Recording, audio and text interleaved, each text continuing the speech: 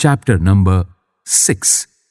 Title: New Questions and Ideas. Anagha's School Trip. This was the first time Anagha was going on a school trip. They boarded the train from Pune in Maharashtra late at night to go all the way to Varanasi in Uttar Pradesh. Her mother, who came to see her off at the station, told the teacher, "Do tell the children about the Buddha and take them to see Sarnath as well." The story of the Buddha. Siddhartha, also known as Gautama, the founder of Buddhism, was born about 2,500 years ago. This was a time of rapid change in the lives of people. As you saw in Chapter 5, some kings in the Mahajanpadas were growing more powerful. New cities were developing and life was changing in the villages as well. See Chapter 9. Many thinkers were trying to understand these changes in society. They also wanted to try and find out the true meaning of life. The Buddha belonged to a small Gana known as the Sakya Gana and was a Kshatriya. When he was a young man, he left the comforts of his home in search of knowledge. He wandered for several years, meeting and holding discussions with other thinkers. He finally decided to find his own path of realization and meditated for days on end under a peepal tree at Bodh Gaya in Bihar, where he attained enlightenment.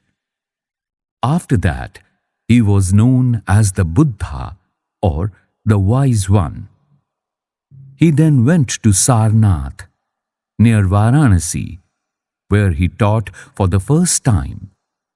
He spent the rest of his life traveling on foot, going from place to place, teaching people, till he passed away in Kusinara. Page number 58. The Buddha taught that life is full of suffering and unhappiness.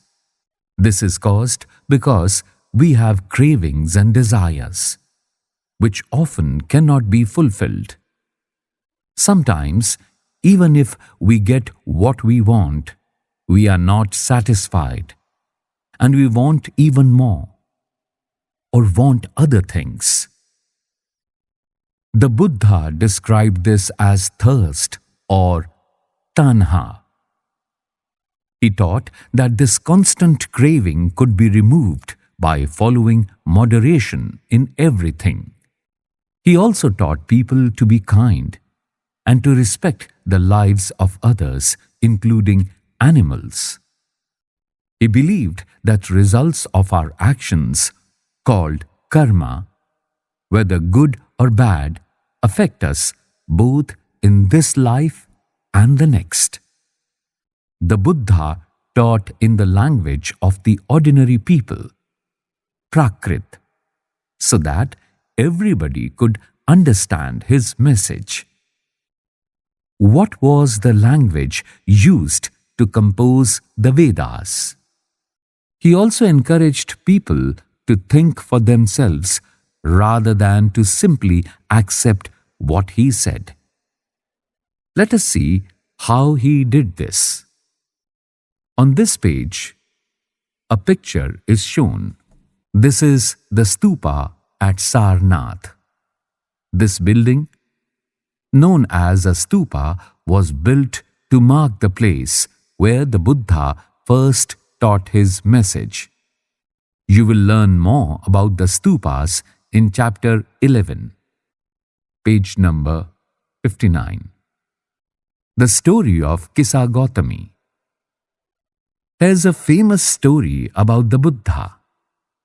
Once, there was a woman named Kisa Gautami, whose son had died. She was so sad that she roamed through the streets of the city carrying the child with her, asking for help to bring him back to life. A kind man took her to the Buddha. The Buddha said, "Bring me a handful of mustard seeds, and I will bring your child back to life." Kissa Gautami was overjoyed and started off at once. But Buddha gently stopped her and added, "The seeds must come from the house of a family where nobody has died." Kissa Gautami went from door to door. But wherever she went, she found out that someone or the other, father, mother, sister, brother, husband, wife, child, uncle, aunt, grandfather, grandmother had died. What was the Buddha trying to teach the sorrowing mother? 6 schools of Indian philosophy. Over centuries, India's intellectual exploration of truth has come to be represented by 6 systems of philosophy. These are known as Vaisheshik, Nyaya, Sankhya, Yoga, Purva Mimamsa and Vedanta or Uttar Mimamsa. These 6 systems of philosophy are said to have been founded by sages Kanad, Gautam, Kapil, Patanjali, Jaimini, and Vyas, respectively. These philosophies still guide scholarly discourse in the country. German-born British Indologist Friedrich Max Müller has observed that the 6 systems of philosophy were developed over many generations, with contributions made by individual thinkers.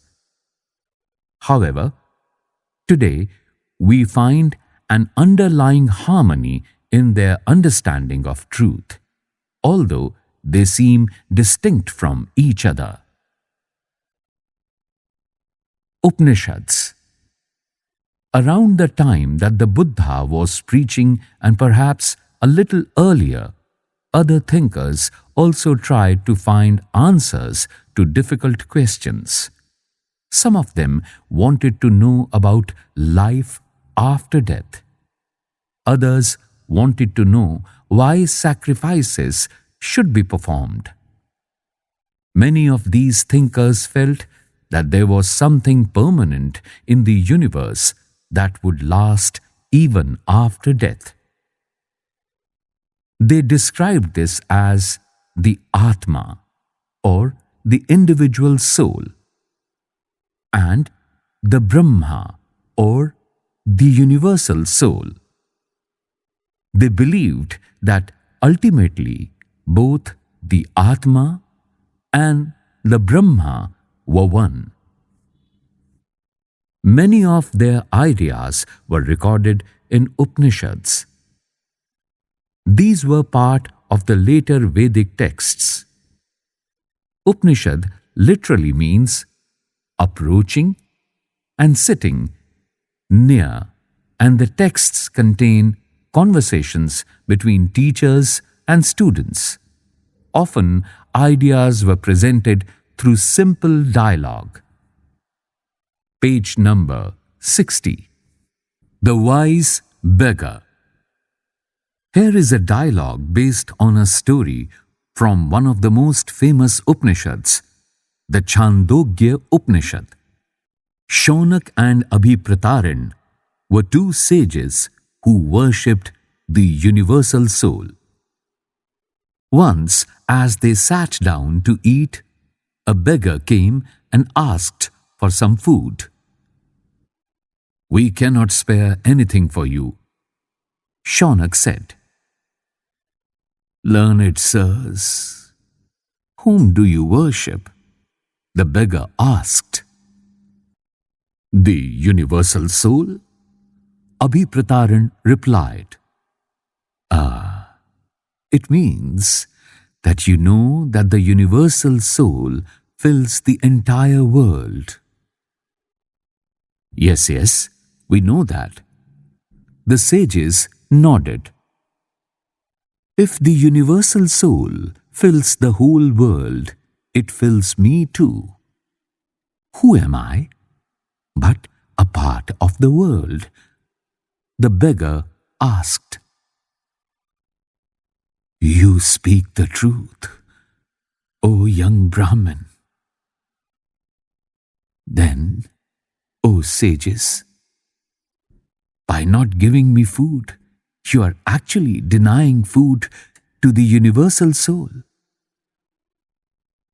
The sages realized the truth of what the beggar said and shared their food with him. How did the beggar convince the sages to share their food with him? Most Upanishadic thinkers were men, especially Brahmins and Rajas.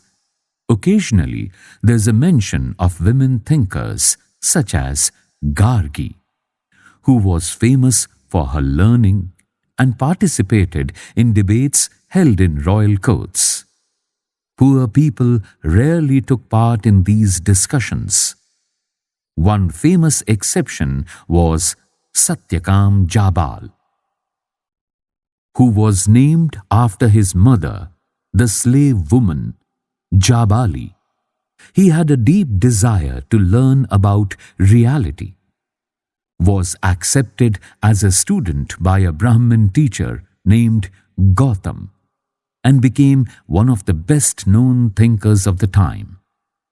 Many of the ideas of the Upanishads were later developed by the famous thinker Shankaracharya, about whom you will read in Class 7. Page number 61.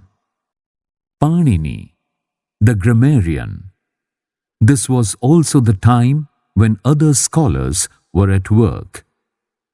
One of the most famous was Panini, who prepared a grammar for Sanskrit. He arranged the vowels and consonants in a special order and then used these to create formula like those found in algebra. He used these to write down the rules of the language in short formula, around 3,000 of them. Jainism. The last and 24th Tirthankar of the Jains, Gautama Mahavira, also spread his message around this time, that is, 2,500 years ago. He was a Kshatriya prince of the Lichavis, a group that was part of the Vajji Sangha, about which you read in chapter 5. At the age of 30, he left home and went to live in a forest. For 12 years, he led a hard and lonely life, at the end of which he attained enlightenment. He taught a simple doctrine. Men and women who wished to know the truth must leave their homes. They must follow very strictly the rules of ahimsa, which means not hurting or killing living beings. All beings, said Mahavir, long to live. To all things, life is dear. Ordinary people could understand the teachings of Mahavir and his followers because they used Prakrit. There were several forms of Prakrit used in different parts of the country and named after the regions in which they were used. For example, the Prakrit spoken in Magad was known as Magadhi. Followers of Mahavir, who were known as Jains, had to lead very simple lives, begging for food. They had to be absolutely honest and were especially asked not to steal. Also, they had to observe celibacy, and men had to give up everything, including their clothes. Page number 62. It was very difficult for most men and women to follow these strict rules. Nevertheless, thousands left their homes to learn and teach this new way of life. Many more remained behind and supported those who became monks and nuns, providing them with food. Jainism was supported mainly by traders. Farmers who had to kill insects to protect their crops found it more difficult to follow the rules. Over hundreds of years, Jainism spread to different parts of North India and to Gujarat, Tamil Nadu, and Karnataka. The teachings of Mahavir and his followers were transmitted orally for several centuries. They were written down in the form in which they are presently available at a place called Vallabhi in Gujarat, about 1,500 years ago. See map 7 at page number 105. Jain. The word Jain comes from the term jinn, meaning conqueror. Why do you think the term jinn was used for Mahavir? The Sangha. Both the Mahavir and the Buddha felt that only those who left their homes could gain true knowledge. They arranged for them to stay together in the Sangha, an association of those who left their homes. The rules made for the Buddhist Sangha were written down in a book called Vinay Pitak. From this, we know that there were separate branches for men and women. All men could join the Sangha. However, children had to take the permission of their parents and slaves that of their masters. Those who worked for the king had to take his permission, and debtors that of creditors. Women had to take their husband's permission. Men and women who joined the Sangha led simple lives.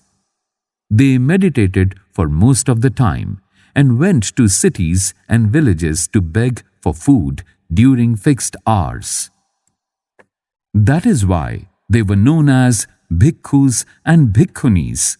The Prakrit word for renouncer is beggar.